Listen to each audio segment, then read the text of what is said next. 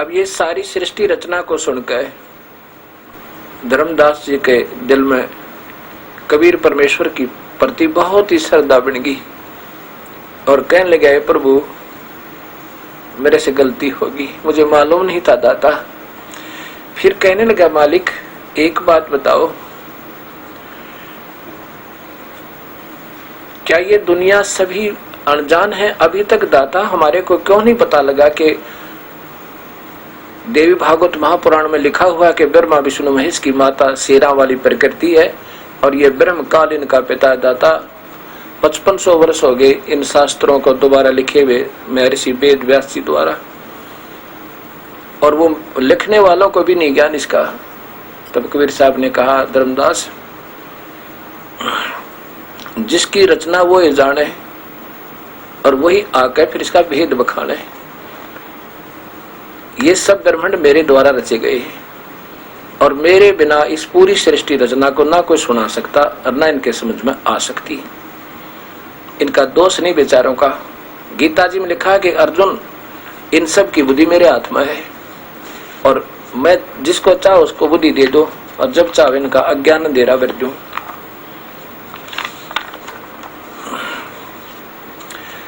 तो ऐसे ये काल इनको शोधी नहीं आने देता। जब ब्रह्मा को मालूम नहीं माँ कहाँ उत्पन्न हो गया, विष्णु को पता नहीं मेरी माँ कौन है, शिव को मालूम नहीं, फिर ऐसे ही इन तीनों को पता लगा आप हमारी माता हो, हम तो आपके बालक हैं, तो तुम्हें कौन पता लगने देना। दानी और संत यीशु के संत बने फिरे, इनको तो ऐसे चक्कर काल कटा रहा है।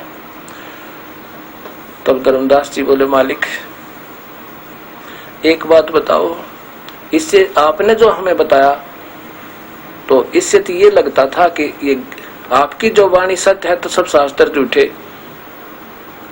सब ग्रंथ झूठे, कि उन ग्रंथकारों उन ग्रंथ के पढ़ने वालों ने संतों ने अभी तक हमें क्यों नहीं बताया।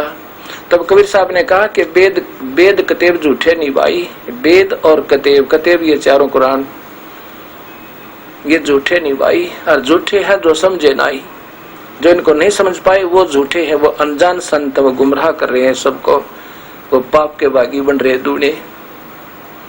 जब धर्मदास कहने लगा, भगवान क्या ये सारी दुनिया ऐसी जैसे हम श्राद्ध निकालते आ रहे हमारे दादे और परदादे ना जाने कितने जन्मों थे, क्या ये सारे ही बावड़े थे? कबीर साहब ने कहा, धर्मदास ये बावड़े नहीं थे, ये भोले थे, इनको तड़प थी प्रभु की, और जा करते गुरुदेव के पास और गुरुदेव को जैसा ज्ञान बता दिया उसको सत्य मान कर जी जी जैसे आपकी इच्छा। क्योंकि साधु भगत के संत के भगत के ऐसे लक्षण होने चाहिए थे। और जो उनको गुरुदेव टकराए हुआ दूरे ज्ञानहीन, उन्होंने उनको गलत मार्गदर्शन दे दिया, जो गीता में मना, वेद में मना है, और कबीर साहब ने तो ढोल के डंके पर मना कर रखा। तो कबीर साहब बता रहे हैं कि धर्मदास शास्त्र विरुद्ध साधना करवा के ये सभी भूत और प्रेत बनवा दिए। गीता के 9वें अध्याय के 25वें श्लोक में लिखा है कि भूत पूजनीय भूत बनेंगे और पितर पूजनीय पितर। और हमारे समाज को ये नादान गुरुदेव यही पूजाएं बता रहे हैं, बल्कि अच्छी विधि बता देंगे श्राद्ध निकालने की, नवरात्रे करने की। गीता में कहीं लिखा नवरात्रे कर लो, या कहीं लिखा है कि माता का जागरण करो, कहीं नहीं लिखा हुआ। अब इस प्रकार ये बड़ी आत्मा देखो जिसकी बढ़िया आवाज हो ना, उससे और अच्छा प्रसन्न होते हैं। ये देखिएगा गीता जी के अध्याय नंबर 9 का श्लोक नंबर 25, अध्याय नंबर 9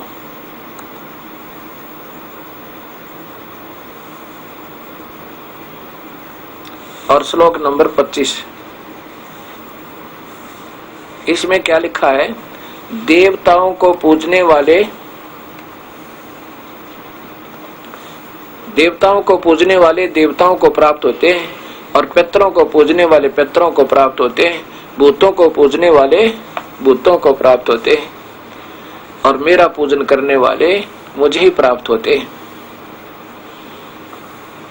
ये तो इन्होंने आप लगा रखा है, भक्तों का पुनर्जन्म नहीं होता, चलो मुझे ही प्राप्त होते, बस इतना ही होना चाहिए था। ये अनजान लगा सोच है इनकी।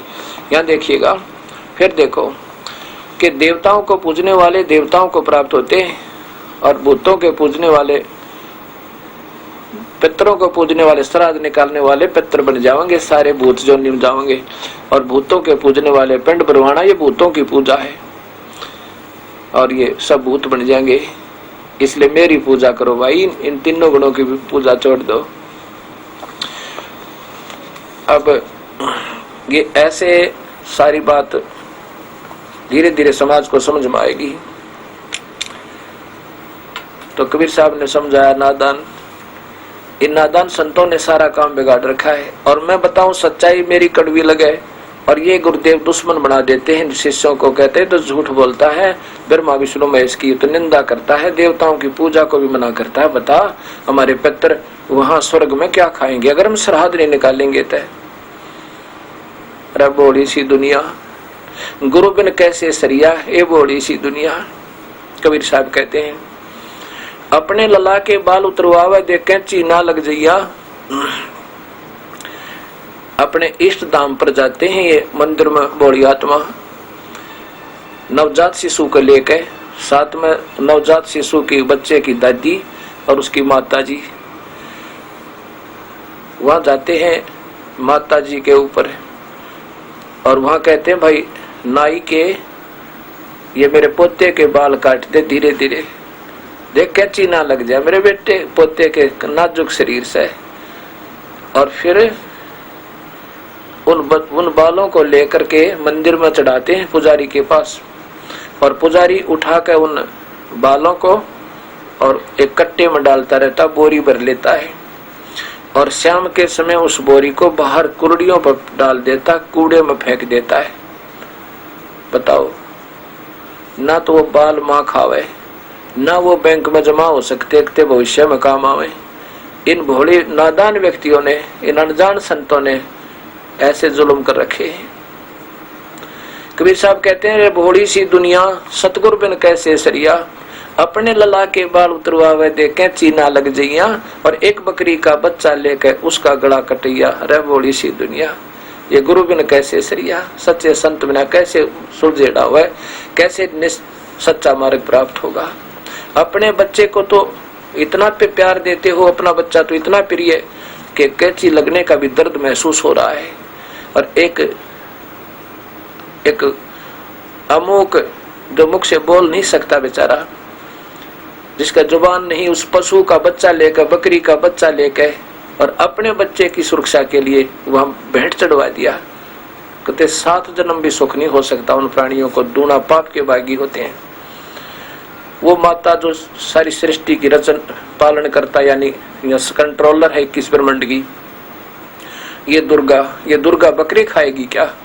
अगर दुर्गा ने बकरा खाना हो तो आपकी क्या सिफारिश लेगी? वह स्वयं बना के खा लेगी। अगर उसने ऐसा करना ही है तो वो कभी नहीं खाती, वो माता कभी बकरे नहीं खाती, वो कभी भेंट नहीं मांगती। वो तो दाता है, दुनिया को देती है, दाती है वो तो। और ऐसे जुल्म हमारे नकली गुरुदेव करा रहे हैं। फिर क्या कहते हैं कि कच्चा पक्का भोजन बना के और माता पूजने गईया, उस माता ऊपर कुत्ता मुत्ता, वो क्यों ना मर गईया। रे बड़ी सी दुनिया, सतगुरु बिन कैसे सरिया। फिर श्राद्धों की बात आती है कि जीवित बाप के साथ करें लड़ाई और मुँहे गंग पुचैया। जीवित बाप का आदर नाही और मुँहे गंग पुचैया, और फिर आवे आसुज का महीना, फिर कौआ बाप बनैया।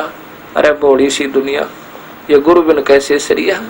नादान कहीं के अपने माता पिता के जीवित, जब वो जीवित थे, खूब सेवा करते, प्यार देते, अच्छे नवाते, कमर मगर मसल के कपड़े धोते और प्यार देते, बढ़िया भोजन खिलाते, तो कितना खुश होते वह। पहले तो उनका अनादर करते हैं, उनकी बात को स्वीकार नहीं करते हैं, और फिर मरने के बाद उसके फूल उठाते हैं। फूल भले आदमी वो 4 हड्डियों को उठा के, उस राख ने उठा कर गंगा में डाल खाएंगे। कहते जीवित बाप के का आदर नहीं और मुँहे गंग पुचैया, और फिर आवे आसुज का महीना, फिर कौआ बाप बनैया। आसोज के महीने में श्राद्ध आते हिंदुओं के, और मेरे जैसा वो नकली गुरुदेव कहता है कि पहले तो उसके पिंड भरवावे और फिर कहते पितर बन गया वो। अच्छा, फिर सोचते कहते हैं कि ऐसा करो, जिस दिन जिस तिथि को उनका शरीर त्याग, उन्होंने शरीर छोड़ा था, वो आसोज के महीने में 16 दिन आते हैं, अमावस्या से लेकर पूर्णिमा तक। उन 16 दिनों में से जिस भी तिथि को उसने जन्म शरीर छोड़ा था, उस दिन को उसका श्राद्ध माना जाता है। मेरे जैसा एक गुरुजी जाता है, वो नकली, पहले भोजन बनाएगा, हाँ, फिर 36 कर्म कांड करेगा और फिर कहेगा कि ऊपर छत पर रख दो कुछ भोजन।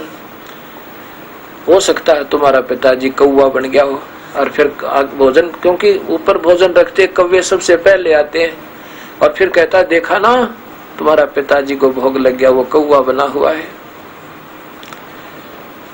उस पिताजी मान लीजिए कौवा बना हुआ है, और एक दिन भोग लगा दिया, उसको भोजन खिला दिया, 364 दिन क्या खाओगा पिताजी कौवा हमारा। और कहते हैं कुछ कुत्तों को डाल देते हैं, उसका कुत्ता ना बन गया हो। ये तो इनकी सोच है, और इतना हमें ज्ञान दे रखा था अभी तक। अब 364 दिन वो क्या खाओगा बेचारा। इससे अच्छा तो, क्योंकि वो भूत तो बने लिए, भूत ना तो को पक्षी बन गए, तो सुबह उठकर रोजाना 2-4 रोटी तोड़ कर टुकड़े करके छत पर डाल दे अपना। अच्छा, पानी रख दे कोई, गर्मियों के दिनों में छाया सी बना के, पक्षियों का मुंह पड़े। हो सका आपका पिताजी बन भी गया हो कौवा, क्योंकि नादान संतों ने और क्या बनवाएंगे ये भूत पजुआ के, गीता विरुद्ध साधना करवा के कहते भूत बनवाएंगे, और या फिर पितर बनेंगे। पितर नहीं था कौवे, कुत्ते तो बनेंगे, इसमें कोई शक नहीं। तो इसलिए ऊपर भी छत पर भी डाल दो थोड़े बहुत रोटियां के टुकड़े, और कुछ कुत्तों को भी डाल दिया करो, ये पुण्य बनता रहेगा। लेकिन विशेष पुण्य बनेगा पूरे संत के माध्यम से नाम लेकर, और जैसे फिर गुरुजी बतावे ऐसे पुण्य करने थे, वैसे नहीं बात बनेगा। गुरु बिन माला फेरते, गुरु बिन देव दान, गुरु बिन दोनों निष्फल है, चाहे पूछो वेद पुराण। एक समय की बात है, कबीर साहब गंगा जी पर गए नहाने के लिए, वैसे घूम रहे थे, वहां मेरे जैसे संतों के बहकाए हुए बूढ़ी आत्मा गंगा से पानी ले और ऐसे किनारे पर लाकर डालना, और सूर्य की तरफ मुख करके मंत्र पढ़ रहे हैं। कबीर साहब ने गंगा में प्रवेश किया घुटनों पानी में, और उसमें जाकर के ऐसे दोनों हाथों से बार ऐसे उड़ेलने लगे। वो जो दूसरे कर्मकांडी भगत जन कर रहे थे, वो कहने लगे, ओ क्या कर रहा कबीर तू, ये कोई भक्ति का मार्ग थोड़ा ही है, ऐसे थोड़ा दिया जाता पितरों को जल, तू क्या कर रहा है ये। कबीर साहब ने कहा कि तुम क्या कर रहे हो, कि हम तो अपने पितरों को जल भेज रहे हैं, पानी दे रहे हैं, स्वर्ग में जल भेज रहे हैं, और सूर्य को जल दे रहे हैं, और ये पितरों को पहुंचेगा वहां स्वर्ग में। कबीर साहब से पूछा तुम क्या कर रहे हो बताओ। कबीर साहब ने कहा कि मैंने अपने आंगन में एक छोटी सी बाड़ी बीज रखी है, बगीची बना रखी है, और उसमें सिंचाई कर रहा हूँ। वो हंसते हैं, वो नादान ने कहा देख मूर्ख कहीं का, कहाँ तेरी बगीची, आधा किलोमीटर की दूरी पर कैसे पानी जाएगा, अरे ये तो यहीं रह गया है। कबीर साहब ने कहा कि जब आपके पितरों के पास ये करोड़ों किलोमीटर जाओगा, जा सकता है यहाँ का उड़ेला हुआ पानी, तो क्या आधा किलोमीटर मेरी झोपड़ी के पास मेरी बगीची में क्या नहीं जाएगा। तो वो देखने लगे उनके मुख की तरफ, बहुत सच्ची बात, ये तो कमाल की बात है, सही सत्य बात बता रहे। कबीर साहब कहने लगा नादानो एक विचार करो, जहां स्वर्ग में जल ही नहीं तो फिर वो स्वर्ग कहाँ हुआ। यो कहो ना नरक में पानी भेज रही है, प्रथम तो जा ही नहीं सकता, फिर स्वर्ग भी क्यों कर रहे हो। तब उन्होंने अपनी भूल को स्वीकार किया और कबीर परमेश्वर के चरणों में आके उपदेश लिया। एक मेरे जैसे गुरुदेव ने सोचा कि कोई गाय प्राप्त करे दूध वाली, तो उनका कोई सेवक पहुंच गया गुरुजी के पास, गुरुजी कहने लगा, भाई तुम्हारे पिताजी दिखे थे मुझे स्वप्न में आज। तो सेवक कहता, क्या कहा गुरुदेव? तो गुरुदेव बोले, भाई वो स्वर्ग में उनको दूध नहीं प्राप्त हो रहा, और भाई दूध का प्रबंध करना पड़ेगा उनका, नहीं तो वो बुरी हालत हो रही है उनकी, तो तेरे पिताजी की। सेवक कहने लगा, गुरुदेव फिर कैसे बने, कैसे पहुंचाऊं अपने गुरुदेव के पिताजी के पास दूध को? भाई तरीका तो मैं बता दूं। अब बता दो गुरुदेव, आप ही बताओगे? हम अपने पिताजी के लिए जो चाहोगे वो कर देंगे। उन्होंने हमारे लिए बहुत मेहनत करी, हमारी परवरिश करी, बहुत सारी उम्र मेहनत की, हमारी जो है ना हमें योग्य बनाया, और हमारे पिता को अगर दूध नहीं मिलेगा तो हमारा कोई जीवन नहीं है। तो मेरे जैसा गुरुजी कहने लगा, भाई एक ना लगड़ गऊ, बच्चे वाली यानी दूध वाली गऊ, और मेरे को दे दो, और फिर हम मंत्र करके और फिर वो दूध वहां बेच दिया करेंगे। अब ठीक है गुरुदेव। उसने सेवक ने जाकर अपनी माँ से प्रार्थना की, माँ गुरुदेव कह रहे थे कि मेरे पिताजी को दूध में स्वर्ग में दूध प्राप्त नहीं हो रहा, और उन्होंने कहा कि भाई एक दूध वाली गाय और मुझे दान दे दो, और हम मंत्र पढ़ के और वहां दूध बेच दिया करेंगे। उस सेवक की माँ कहने लगी, बेटा देख ले जैसे तुझे ठीक लगे, तेरे पिताजी ने बहुत मेहनत की तुम्हारे लिए, दिन रात मजदूरी करते थे, और पुत्र अगर उनको जल नहीं मिला, उनको दूध प्राप्त नहीं हो रहा तो आत्मा बहुत दुख पा रही होगी। देखो पुत्र,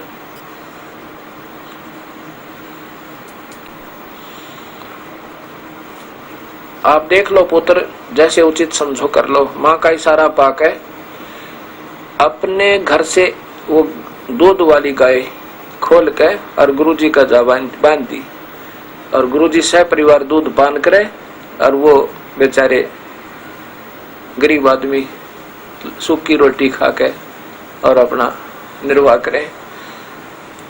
अब एक बात बताओ, जैसे स्वर्ग में दूध नहीं, वो स्वर्ग कहाँ हुआ? ऐसे अधूरे ज्ञान, अधूरे गुरुदेव सारे भगत समाज को बर्बाद कर दिया।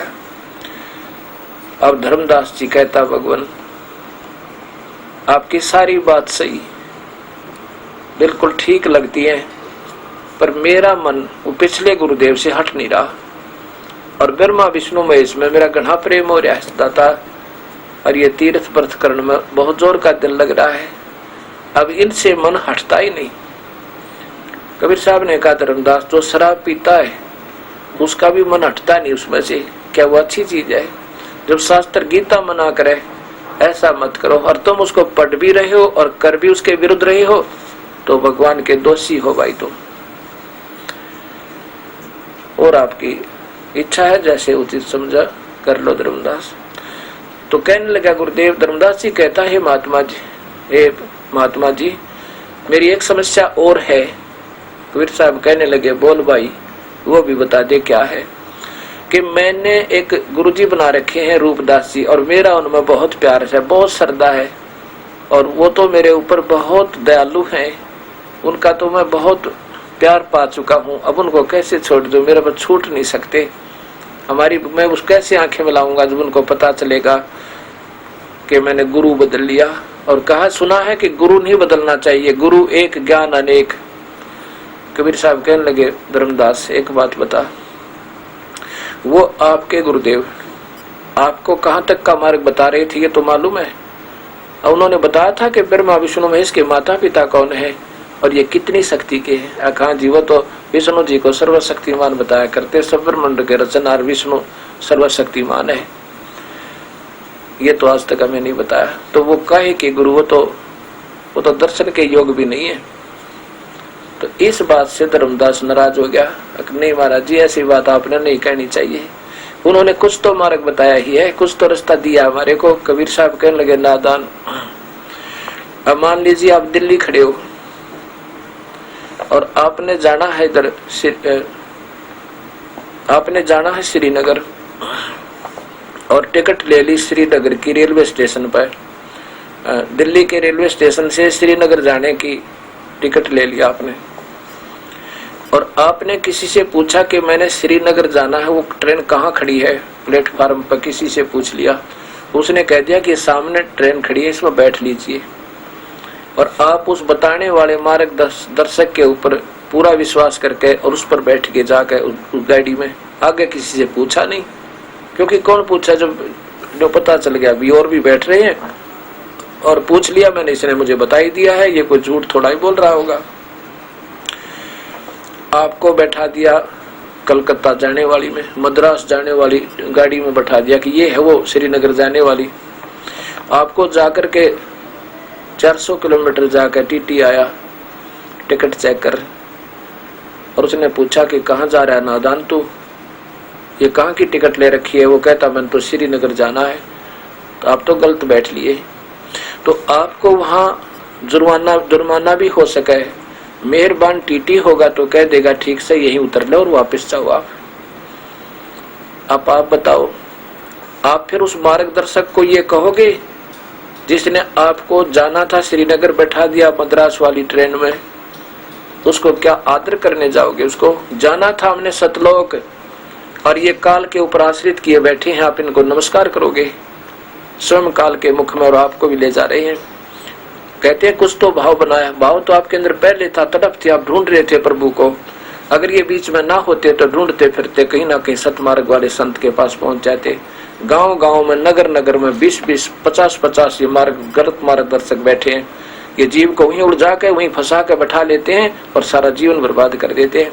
अगर ये नहीं होते, इनको मालूम होता, ये इनकी कोई गलती नहीं, ये बेचारे स्वयं ये समझ चुके हैं कि हम जो मार्गदर्शन कर रहे हैं वो 100% सत्य है, इसलिए ये बता रहे हैं, क्योंकि इनको भी पहले ऐसे ही मार्गदर्शक मिले हुए हैं। जब इनको पता चलेगा कि तुम पाप के भागी हो, उसी दिन कान पकड़ कर माफी मांगेंगे भगवान से, जो संत तय होंगे तय। और बैबा के भूखे हैं, प्रभु के भूखे नहीं है, तो प्रभुता के लिए तो झूठ बोलनी ही पड़ेगी। कुछ भी कर सकता है फिर इंसान प्रभुता के लिए, प्रभु के लिए समर्पण करना होगा और सब अपनी मान बढ़ाई इज्जत सब त्याग देनी होगी, केवल प्रभु जब मिलेगा।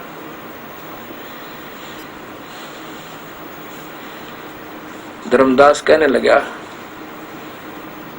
कबीर साहब ने कहा कि धर्मदास एक बात बता, आप कहते हो ना कि गुरु ने कैसे त्याग दें, गुरु तो त्यागा नहीं जा सकता। चल दूसरी बात आप ये समझ लो, गुरु एक वैद्य होता है और एक वैद्य से दवाई नहीं लगती तो दूसरे से लेनी पड़ती है, तीसरे से लेनी पड़ती है, चौथे से लेनी पड़ती है।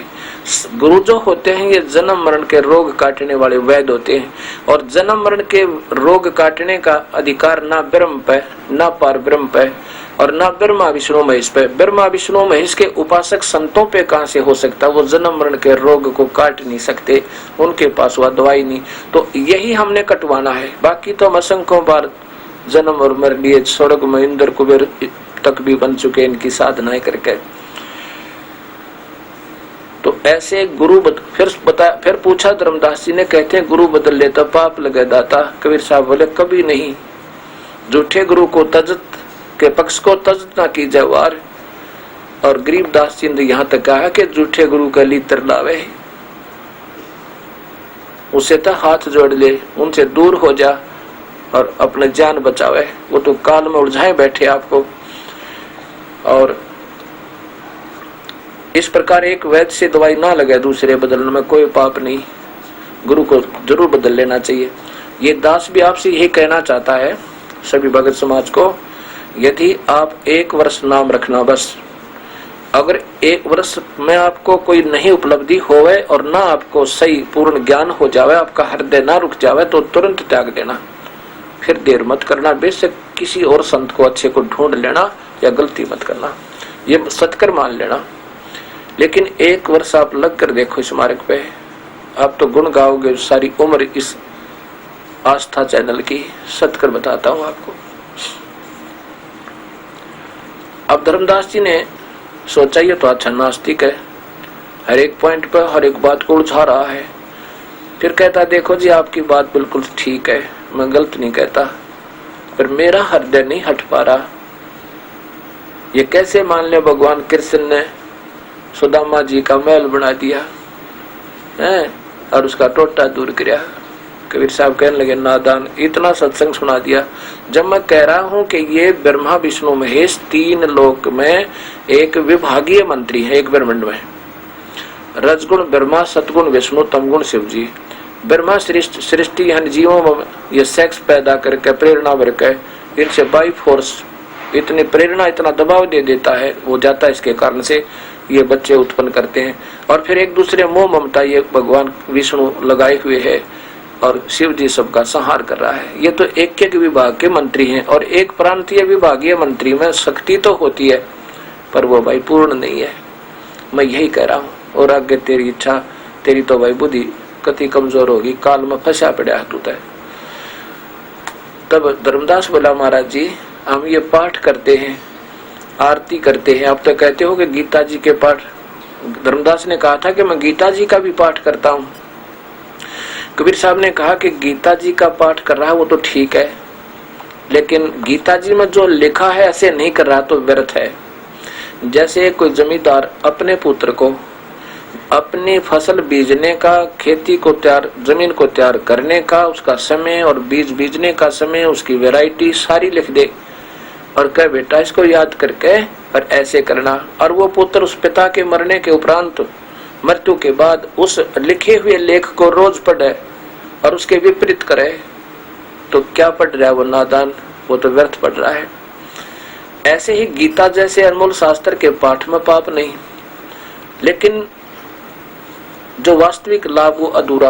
अब जैसे पाठ चाहे भगवद गीता जी का कर लो और चाहे वेदों का कर लो और चाहे कुरान शरीफ का करो, चाहे पवित्र बाइबल का करो और चाहे करो गुरु ग्रंथ साहिब का, यदि नाम सही ना मिला तो कति व्यर्थ है। कैसे व्यर्थ है? जैसे खेत में बीज बीजा नहीं और खाद और पानी डालता रहे। ये यज्ञ एक ज्ञान यज्ञ है, शास्त्रों का निधिदासन पाठन पठन, ये एक यज्ञ है और यज्ञ का फल संसारिक सुविधाएं हैं लेकिन मुक्ति को ना। और बीज बीजा नहीं, खाद पानी डालते रहे तो घास उग जाएगा, वो फसल नहीं होगी, जिसकी वो गेहूं नहीं होगा तो भूखे मरेंगे, कुनबा मर जावे, ऐसे हानिकारक हो गया, लाभ नहीं हुआ। मेरा ये कहने का तात्पर्य है धर्मदास कबीर साहब बताएं। पाठ आरती धर्म दुआ से खेत संवारा जाता, जैसे सत्संग सुनने से, धार्मिक शास्त्रों के पढ़ने से प्रभु के पाने की उमंग उठती है, इस प्रकार जैसे खेत को बहा जाता है, संवारा जाता है जमीन को, तो ये पहले सत्संग सुनना, धार्मिक ग्रंथों का पठन पाठन, ये एक खेत संवारने का, अंतःकरण में कसक पैदा करने का, प्रभु के पाने की कसक पैदा करने का काम करता है। और फिर बीज बीजने के बाद फिर वही ये सत्संग भी, हवन भी, यज्ञ भी, धर्म भी, ये फिर खाद और पानी का काम करेंगे जब नाम सही मिल जाएगा। बीज बीजने के बाद फिर खाद और पानी का काम करेंगे, लेकिन यदि नाम सही नहीं मिला तो व्यर्थ है। आम के स्थान पर बबूल बीज ली और फिर सारे धार्मिक कार्य भी कर रहे हो तो भी व्यर्थ है, यदि नाम गीता और वेद के अनुसार नहीं है, कबीर परमात्मा के मार्ग के अनुसार नहीं है तो भी व्यर्थ है। धर्मदास कहने लगा, महाराज जी बात आपकी सत्य है परंतु मन नहीं मानता। कबीर साहब बोला, कुएं में पड़ना मानता थे, वहां से अंतर ध्यान हो गए। अंतर ध्यान होता है एकदम अनविजिबल हो जाना, दिखाई ना देवे, ये प्रभु में गुण होते हैं, ये सिद्धियां होती हैं, सवता होती है उनके अंदर। अब जब धर्मदास ने देखा कि तो बात बिगड़ गई, ये परमात्मा और रोता है जैसे हम एयर कंडीशन रूम में बैठे हो और बिजली चली जाए, विद्युत ना रहे और फिर वो कितना गर्मी होती है। ऐसे उस परमात्मा के सामने बैठकर जो आनंद आ रहा था उस धर्मदास को, अब वो चला गया, वो आनंद चला गया, वो परमेश्वर आगे से चले गए। तो ऐसी उचाटी होगी जैसे जून के महीने में और लाइट चली जावे, बिजली चली जा। ओए होए। अब मथुरा के बाद कहाँ जाते हैं ये धार्मिक यात्रा करने वाले? वृंदावन में जाते हैं, फिर बरसाने में जाते हैं। बरसाने में क्यों जाते हैं? कि वहां की राधा जी थी। जब राधा जी भगवान श्री कृष्ण से मिलने आती थी तो उसी बरसाने के व्यक्ति उनको अच्छी दृष्टि से नहीं देखा करते थे। ये स्वाभाविक है भक्तात्माओं से, आज आजमा के देख लो किसी ने।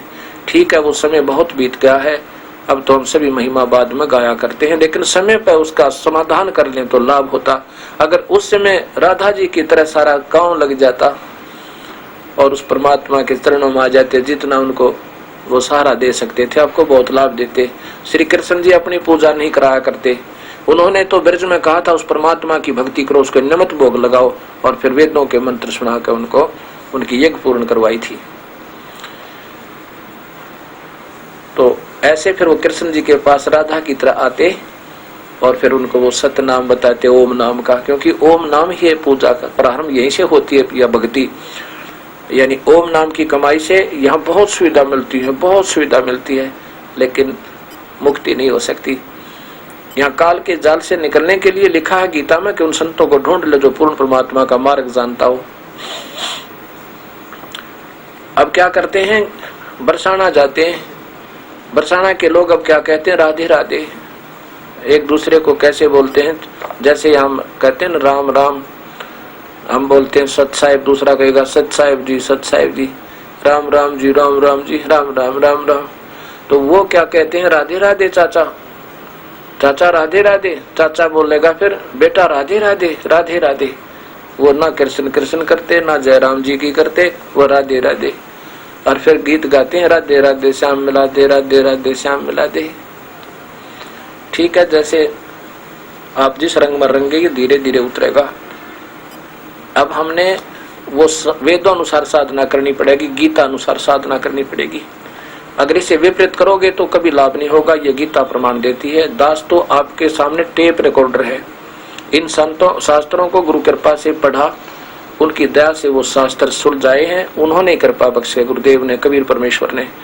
और आपको बोल बोल के सिर्फ ये टेप रिकॉर्डर बोल रहा है अपनी तरफ से, मैं कुछ नहीं कह रहा, मैं तो एक बहुत तुच्छबुद्धि जीव हूँ, समझो, बहुत ही तुच्छबुद्धि, और संतों के चरणों के जूतों के नीचे की धूल समझना मुझे।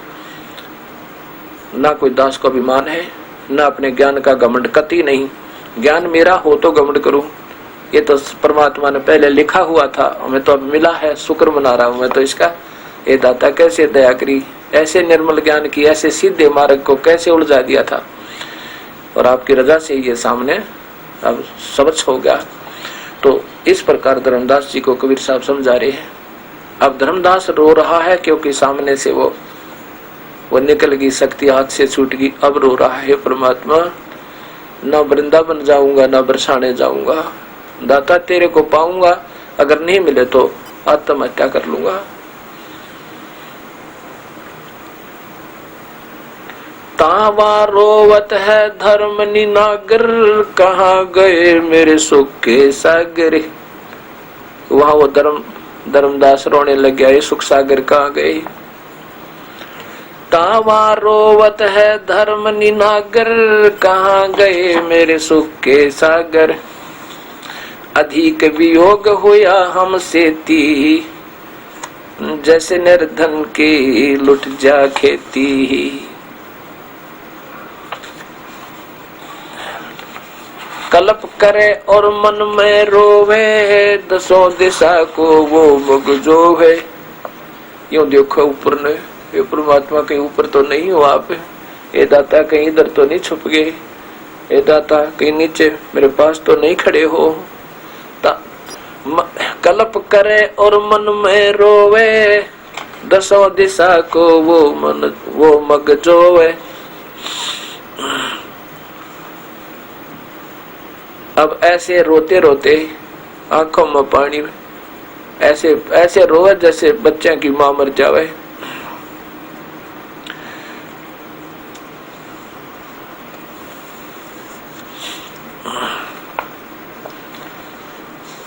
और फिर वो तड़प तड़प कर रोते हैं। वहां से वापस चल पड़ा रोता रोता बहुत बुरी तरह, और अपने गांव में, नगर में पहुंच गया, बांधवगढ़ में। बांधवगढ़ में आके अपने घर में प्रवेश करने लगा। उसकी पत्नी ने देखा, धर्मदास जी की पत्नी का नाम भगतमती आमनी देवी था। आमनी देवी ने जब देखा कि भगत जी आज कैसे आ गए इतने जल्दी? इन्होंने तो अभी 2-3 महीनों के बाद, 6 महीने के बाद आना था। ये तो 68 तीर्थ की यात्रा के लिए निकले थे और रो रहे हैं, क्या बात होगी? आमनी देवी उसके मुख की तरफ देखती है और कहती है, क्यों रो रहे हो, क्या बात है, मुझे बता दो। और धर्मदास मुख से बोल नहीं पा रहा, बहुत बुरी तरह रो रहा है, कंठ भर आया, आंखों से पानी जैसे अश्रुधारा जैसे बारिश हुआ कर ऐसे हो रही है, और टक्कर मार रहा है, पड़ा पड़ा रो रहा है, मुख के बल गिर के।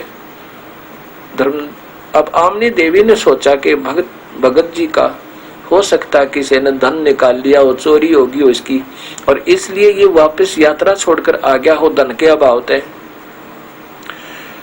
आमनी देवी ने सोचा कि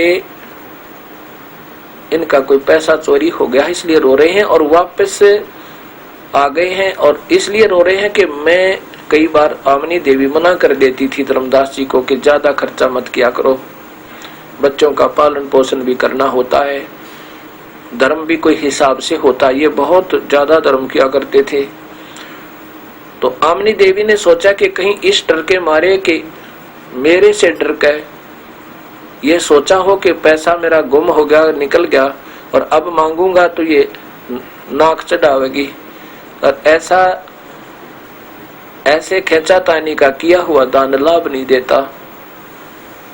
तो उसने सोचा कि मैं क्यों पाप की भागनी बनूं, और कह देती हूँ कि आप जितना पैसा लगे उतना लगा जाओ और ले जाओ।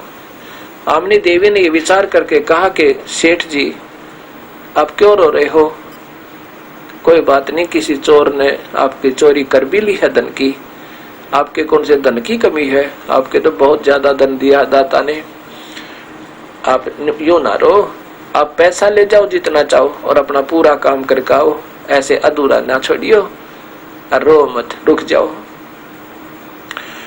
अब धर्मदास जी ने सोचा कि इसको ये मेरी बात को समझ नहीं पा रही, रोते रोते रो रो कर बता रहा है कि आमनी देवी यदि मेरा धन गुम हो जाता, यदि मेरा धन चोरी हो जाता, मैं नहीं रोता, कोई बात नहीं, मेरा भाग्य में ना होगा, आज मेरे पास से ऐसा धन गुम हो गया, मैं अब मुझे मिल नहीं सकता, और मैं ऐसा सौदा चूक गया, मैं जिंदगी में फिर वो प्राप्त नहीं कर सकता, और वो धन मुझे मिला नहीं और मैं जी नहीं सकता। आमनी देवी ने पूछा, ऐसा कौन सा धन था, वो क्या चीज है, कृपा मुझे भी बता दो।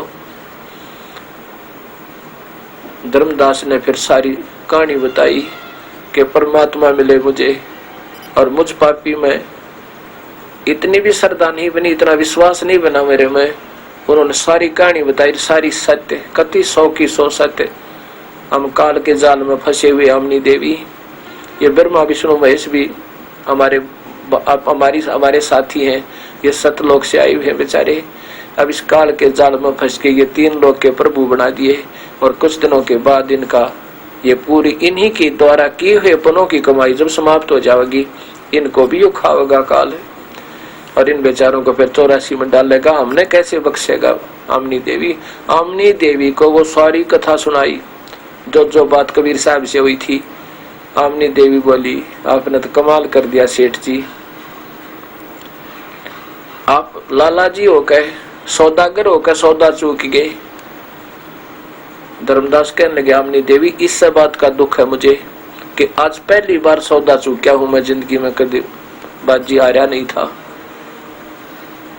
आमनी देवी ने कहा कि ब्रह्मा विष्णु महेश की भी हमने सुनी सुनाई महिमा सुनकर, और उनके ऊपर आश्रित हुए थे, और कहीं भी नहीं लिखा ब्रह्मा विष्णु महेश ने हमारी पूजा करो।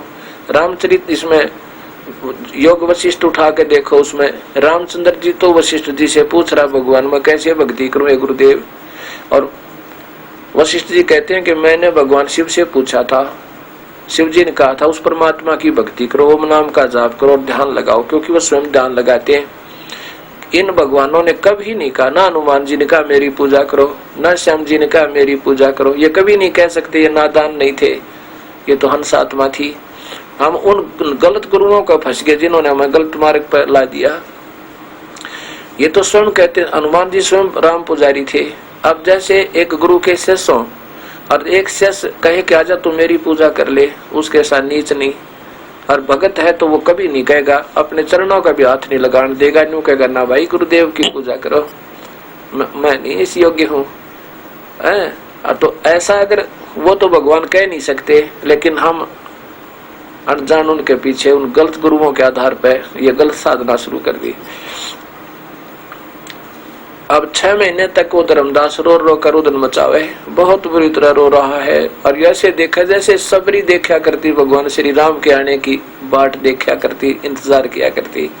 ऐसे देखो दूर से कोई भी संत दिखे ऐसा लगे जैसे गुरु वही संत आगे, भगवान आगे, फिर देखो भगवान आगे, फिर देखा रो ना पाओ ना, जब वो नहीं नजदीक आने से पता लगे कुछ आप भाग्या जावा जल्दी जल्दी सी कि शायद वो ना हो, फिर देखे वो नहीं है तो वहीं से रोने लग जाओ, बैठ कर खूब रोवे काफी देर तक। और यूं देखा प्रभु के दर्शन दे दो, आपका दास कभी आपके साथ वाद विवाद नहीं करेगा, मेरे से गलती होगी मालिक। अब ना खाना खावे ज्यादा, मरता हुआ थोड़ा सा खाना खावे, रोते रोते खावे, सूख के पतला दुबला हो गया, सारा शरीर कमजोर हो गया। आमनी देवी ने के अंदर कबीर परमेश्वर ने एक दिन प्रेरणा की,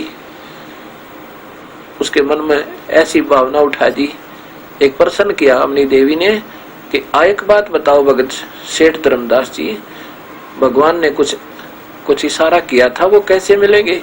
फिर धर्मदास जी के अंदर प्रेरणा दे दी।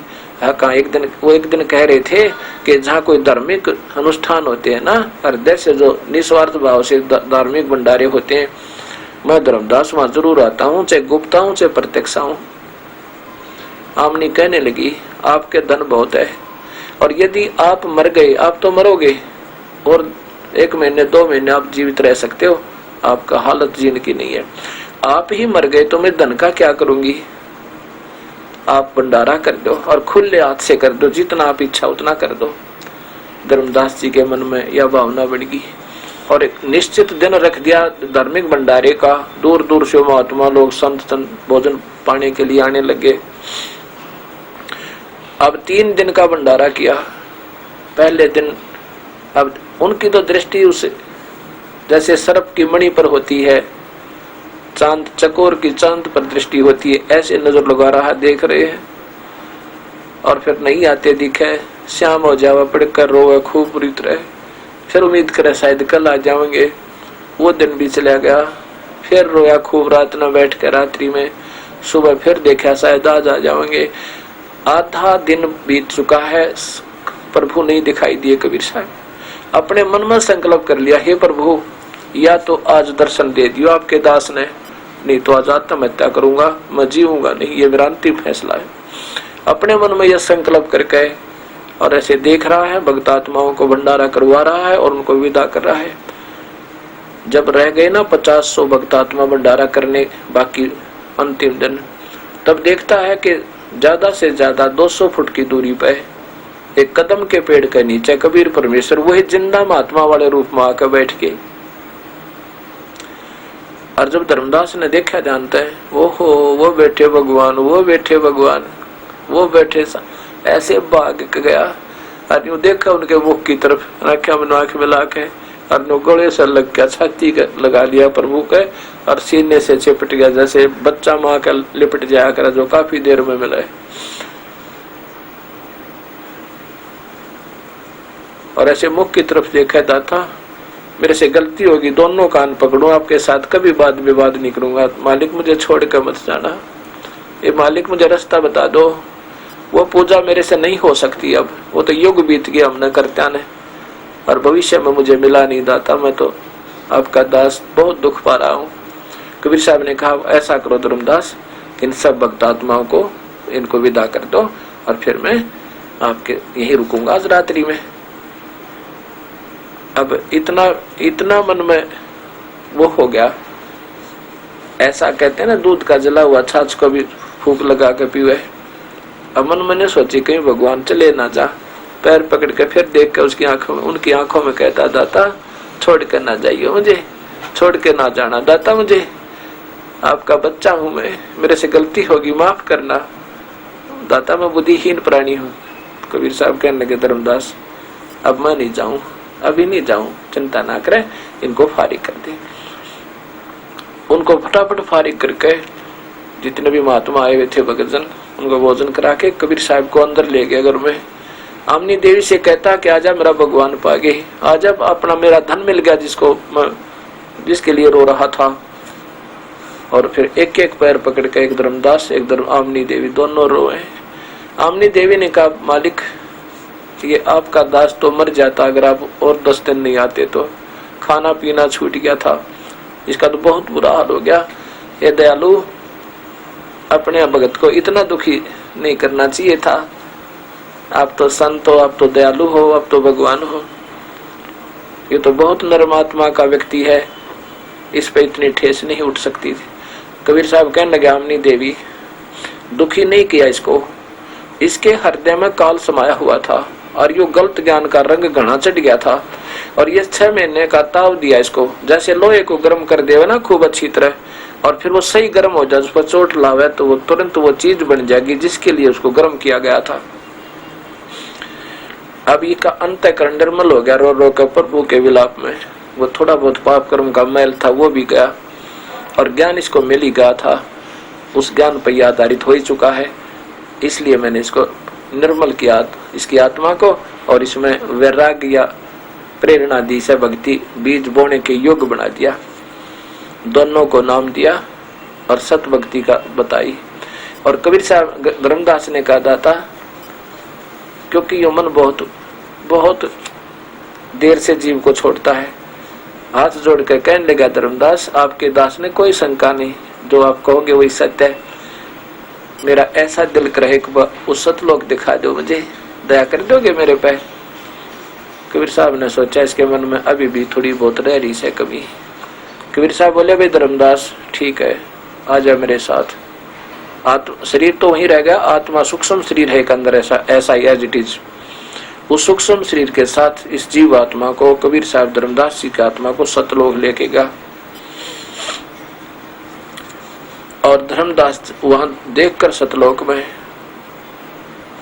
कबीर साहब ने क्या जिंदा वाले रूप में गए, जिंदा वाले रूप में जिसमें धर्मदास को मिले थे, वहां जाकर देखा अपने ही दूसरे रूप में तेजो में शरीर तख्त का ऊपर, वो तेजो में परमात्मा जिसका एक रोम को ऊपर करोड़ सूर्य मिला दे, करोड़ चांद मिला दे, इतनी रोशनी भी फीकी पड़ जावे, उस रूप में कबीर परमात्मा स्वयं ही दूसरे रूप में तख्त पर विराजमान है, और एक रूप में जिंदा वाले रूप में धर्मदास जी के साथ हैं। अब धर्मदास जी ने सोचा ये है वो पूर्ण परमात्मा, ये तो यहाँ का कोई सेवक होंगे भगवान, ये भी भगवान जैसे ही हो जाते हैं, जैसे प्रधानमंत्री का कोई नुमाइंदा आवे तो प्रधानमंत्री जैसे ही गुण होते हैं मिलते जुलते से, ऐसा सोचकर उसने सोचा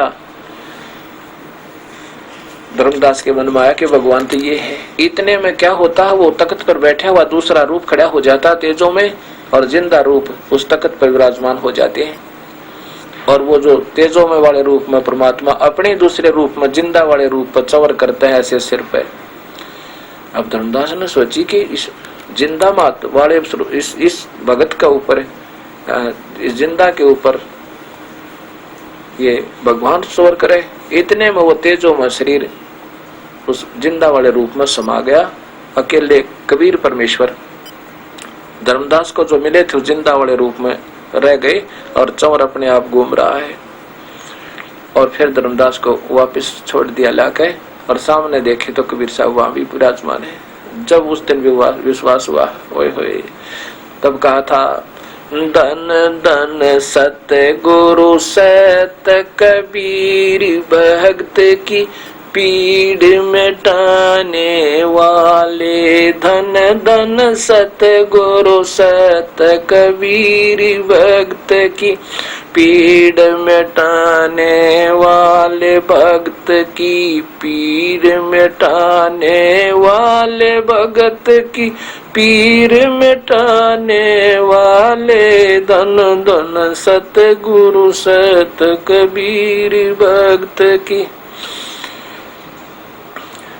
रहे नल नील जतन कर हार, तब सतगुरु से करी पुकार, रहे नल नील जतन कर हार, तब सतगुरु से पुकार जा सतरे खाल की अपार सिंधु पे सिलात रहने वाले जा सतरे खाल की अपार सिंधु पे सिलात रहने वाले धन धन सत गुरु सत कबीर भक्त की पीर मिटाने वाले। डसी सर्प ने जब जाए पुकारी इंद्रमती अकुलाए डसी सर्प ने जब जाए पुकारी इंद्रमती अकुलाए आपने तुरंत करी सहाय बरोली मंत्र सुनाने वाले आपने तुरंत करी सहाय बरोली मंत्र सुनाने वाले धन धन सत्य गुरु सत्य कबीर भक्त की पीड़ मिटाने वाले। दामोदर सेठ के होठ अकाज अर्ज करी डूबता देख जहाज दामोदर सेठ के होठ अकाज अर्ज करी डूबता देख जहाज लाज मेरी रखियो गरीब नवाज समुद्र से पार लंघाने वाले लाज मेरी रखियो गरीब नवाज समुद्र से पार लंघाने वाले धन धन सत गुरु सत कबीर भगत की पीड़ मिटाने वाले। कह कर जोर दीन धर्मदास दरस दे पूर्ण करियो आस कह कर जोर दीन धर्मदास दरस दे पूर्ण करियो आस मेटियो जन्म मरण की तरास सत्य पद प्राप्त करवाने वाले मेटियो जन्म मरण की तरास सत्य पद प्राप्त कराने वाले धन धन सत गुरु सत्य कबीर भक्त की पीड़ मिटाने वाले धन धन सत गुरु सत्य कबीर भक्त की पीड़ मिटाने वाले सत साहिब। इस प्रकार कबीर परमेश्वर ने उस धर्मदास जैसी प्यारी आत्मा का अज्ञान दूर हटा के अपने चरणों में लिया। उस पवित्र आत्मा धर्मदास जी ने जगह जगह घूम घूम कर कबीर परमेश्वर की महिमा गाई और कबीर साहब ने बताया कि मैं काशी के अंदर जुलाहा रूप में रहता हूं। अब धर्मदास जी भी इस भ्रम को मिटाने के लिए कहीं ये वास्तव में काशी वाला कबीर वही कबीर काशी में है कोई परमात्मा ऐसा। और कबीर साहब ने बताया कि मेरे गुरुदेव वहां पर रामानंद जी हैं। अब ये बात असमंजस में हो जाती है कि काशी में ये भगवान क्या करने आवाज सारी सृष्टि का रचनहार। तो वो धर्मदास वहां से चल पड़ा, कहां से बांधवगढ़ से काशी पहुंचा बनारस में और वहां पता किया रामानंद जी का। तो रामानंद जी से मिले, उनसे पूछा कि कोई कबीर यहाँ पर जुलाहा रूप में आपका शिष्य है। रामानंद जी की आंखों में आंसू आ गई, कहने लगे भगत जी आपको कैसे पता लगा, कहाँ से आए हो? मैं बांधवगढ़ से आया हूँ। आपको कैसे पता लगा कि वो मेरे गुरु शिष्य नहीं, वो मेरे गुरुदेव समझो। रामानंद जी कहने लगे, धर्मदास के हृदय में पक्की जचगी कि जरूर वही होंगे। रामानंद जी ने कहा कि वो तुझे कैसे मिल गए? कहने लगा जी मैं ऐसे ऐसे वह भ्रमण पर गया हुआ था और ब्रह्मा विष्णु महेश की पूजा में बहुत आरूढ़ था मैं, और वहां ये प्रभु मुझे मथुरा में मिले थे। वो कहाँ हैं? कि वो अपनी झोंपड़ी में है। उस झोंपड़ी में वहां धर्मदास जी को एक सेवक लेकर गया और देखा वहां पर वो जुल्हे का काम करते हुए। ओए होए होए, चरणों में गिर के बहुत रोया धर्मदास। कहने लगा, हे मालिक, ए दाता, हमारे लिए आप इतना कष्ट उठा रहे हो। जब कबीर साहब ने कहा, धर्मदास, इस कारण मेरे बच्चों के साथ जुल्म किया हुआ है, इनको अलग अलग बना दिया, हिंदू न्यारे, मुसलमान अलग से, ईसाई अलग से, सिख न्यारे, और फिर ये आपस में ऐसे दुश्मन बना दिए। थोड़ी सी बात हो जाओ धर्म के बारे में, मरने मारने को तैयार हो जाए। एक ही पिता सबका, मैं सबका पिता हूँ, सबका। और ये नादान अबोध बालक ऐसे लड़ते हैं जैसे नादान बच्चे लड़ते हैं। छोटा बच्चा कहता है ये मेरा पापा है, दूसरा कहता नहीं मेरा पापा है, और इसी बात पर लड़ाई लड़ने लग जा, उसका माल है, उसका माल है। और कोई पूछे क्यों लड़ रहे हो, कहते यूं कह मेरा पापा है। तब वो हंसता है, वो पापा दोनों को सीने से लगा लेता है, बेटा मैं दोनों का ही पापा हूँ, मैं चारों का ही पापा हूँ, ऐसे लड़ रहे हो तुम। तो ऐसे हमें ये यहाँ पर ऐसे लड़ा जा रहा है। ये काल इन सबको अपने नकली गुरु भेज के इनके द्वारा इनका मार्ग विपरीत कर देता है। वो स्वार्थी तत्व इनको सत मार्ग पर लगने नहीं देते और मेरे बच्चों को मेरे दुश्मन बना देते हैं। कहते हैं ये तो शास्त्र के विरुद्ध साधना बता रहा है। कहाँ लिखा है ऐसा? अब लिखा कैसे? सब संस्कृत में उस समय शास्त्र होते, संस्कृत पढ़ने वाले कुछ ही व्यक्ति होते थे। इन घोड़ी आत्माओं को वो सत्य बताते नहीं थे। शास्त्रों में लिखा हुआ है, उनको आज तक नहीं हमारे पूर्वजों को बताया कि ब्रह्मा विष्णु में समर्थ नहीं है, शक्ति जरूर है लेकिन सर्वस्वा नहीं है। और ये पितृ पूजा, भूत पूजा, ये तो व्यर्थ है। ये तो 3 गुणों से लेकर देवता तक की पूजा को 7वें अध्याय का 12 से लेकर 15 तक कति नकारा किया भगवान ने। और ऐसी संज्ञा, ऐसे उपमा दी है कि बार बार कहते हुए भी शर्म आवे। कहते हैं जो 3 गुणों के द्वारा जिनका ज्ञान कर लिया अर्जुन, वो राक्षस स्वभाव के धारण किए हुए, क्योंकि शास्त्र में साधना करने से नरमाई आवे नहीं, हृदय में विनम्रता हो नहीं सकती। और विनम्रता नहीं होगी तो हम लड़ने को हमेशा तैयार रहेंगे। ये 3 गुणों के द्वारा जिनका ज्ञान कर लिया, अर्थात क्योंकि इस काल ने ही इन ब्रह्मा विष्णु महेश को रजोगुण सदगुण तमगुण बना दिया। जैसे देवी भागवत आपको दिखाई थी मैंने। शिव जी कहता है माँ आप हमारे पर दयालु हो, तो मुझे तो तमगुण बना दिया, विष्णु को आपने सतगुण बना दिया, और ब्रह्मा को रजोगुण क्यों बना दिया माता? कि हमसे ये अनर्थ हो रहा है। सबको मालूम है ये तो परमात्मा है, तीनों की तीनों जल्दी समझ जाती है। कहते हैं बाई फोर्स तो यहाँ पर बच्चे पैदा हों, इतना प्रेरणा भर दी इस वासना की। और फिर शिव जी विष्णु सब मोह ममता पैदा करे रखे, तेरा बेटा, ये तेरी बेटी, ये तेरी संपत्ति, और मैं मार दो 1 मिनट में। वो रोते रह जा सारा कुंडा, माँ ये हमारे से ऐसा जुल्म हो रहा है, आप हमारे पर दयालु हो, हमारी माता हो, तो ये काम, ये हमें रजगुण सदगुण तमगुण क्यों बना दिया आपने? इससे पहले 7वें अध्याय का ये श्लोक, ये अध्याय सुनने से पहले ये देवी भागवत एक बार फिर देखिएगा। गीता जी के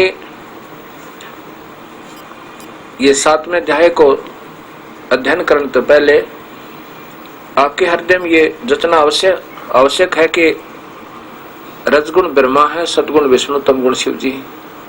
क्योंकि गीता में इशारा सांकेतिक ज्ञान ज्यादा है, क्योंकि ये छोटा सा शास्त्र में सारा ही गागर में सागर भर रखा है भगवान ने।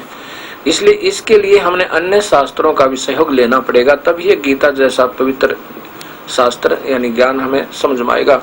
इससे पहले आप देखिएगा कि ये ब्रह्मा विष्णु महेश अजर अमर नहीं है, ये स्वयं स्वीकार करते हैं हम तो जन्म मरण और मरण में है। ये वही गीता प्रेस गोरखपुर से प्रकाशित श्रीमद् भगवत गीता, श्री देवी भागवत गीता, श्री देवी भागवतम, बस श्रीमद् भगवत गीता अलग है, श्री देवी भागवत, श्री मद देवी भागवत ये पुराण है। और इसका देखिएगा श्री मद देवी भागवत,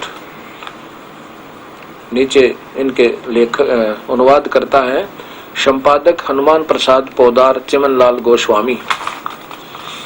और यहाँ देखिएगा गीता प्रेस गोरखपुर से प्रकाशित है। इसके 123 पृष्ठ पे, इसके 123 पृष्ठ पे